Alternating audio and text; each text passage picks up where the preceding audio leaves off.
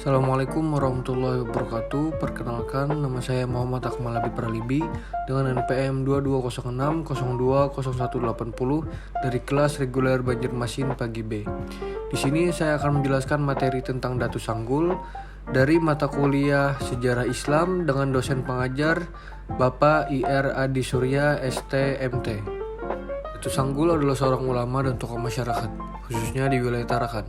Beliau hidup sekitar abad ke-18, satu zaman dengan Maulana Syekh Muhammad Arsyad Al-Banjari. Menurut beberapa sumber, beliau lahir di Martapura, Kalimantan Selatan tahun 122 Hijriah. Beliau berasal dari Palembang, lalu ke Aceh dan ke Kalimantan.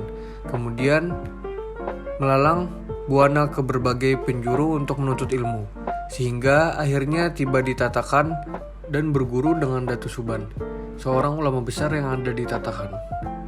Datu Sanggul disebut bernama asli Syekh Muhammad Abdus Somad.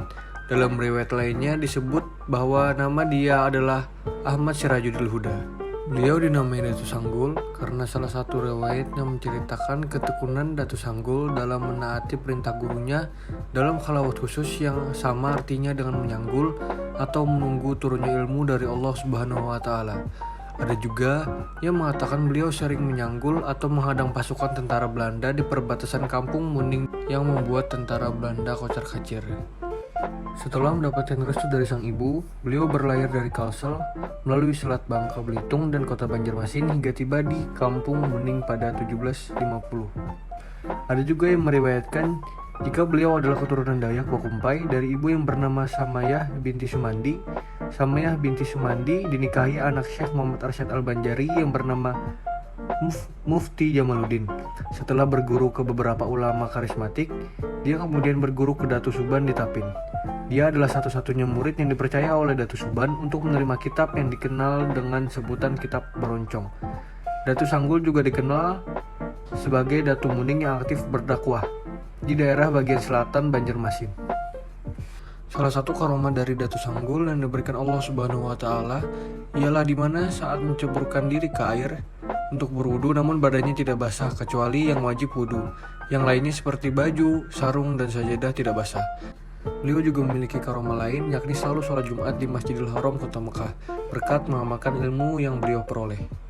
Salah satu karya Datu Sanggul yang masih dikenang hingga saat ini adalah pembuatan tatalan atau tatakan kayu menjadi soko guru masjid desa Tatakan, sebagaimana yang pernah dilakukan oleh Sunan Kalijaga ketika membuat soko guru dari tatalan kayu untuk Masjid Demak. Pada hari Jumat, setelah melaksanakan sholat subuh berjamaah, Datu Sanggul memanggil istrinya yang bernama Siti Sarah untuk menyampaikan bahwa Datu Sanggul akan tidur dan jangan diganggu kecuali ada kepentingan yang sangat mendesak. Pada saat matahari sudah berada di atas kepala, istri Datu Sanggul merasa heran mengapa suaminya ini belum bangun untuk melaksanakan sholat Jumat. Mulai ada di pikiran istri Datu Sanggul untuk membangunkan Datu Sanggul. Akan tetapi, istrinya tersebut teringat dengan wasiat yang diberikan oleh beliau. Setelah mengambil keputusan, istri Datu Sanggul pun memberanikan diri untuk memanggil dan masuk kamar, juga membuka kelambu yang ada di kamar Datu Sanggul. Betapa terkejutnya istri Datu Sanggul melihat suami yang begitu ia cintai sudah tidak bernyawa lagi dan menemukan air yang sangat bening dan putih. Syekh Arsyad, Datu Sanggul ingin dibawakan 5 lembar kain putih. Makam Datu Sanggul terletak di Muning, Tatakan.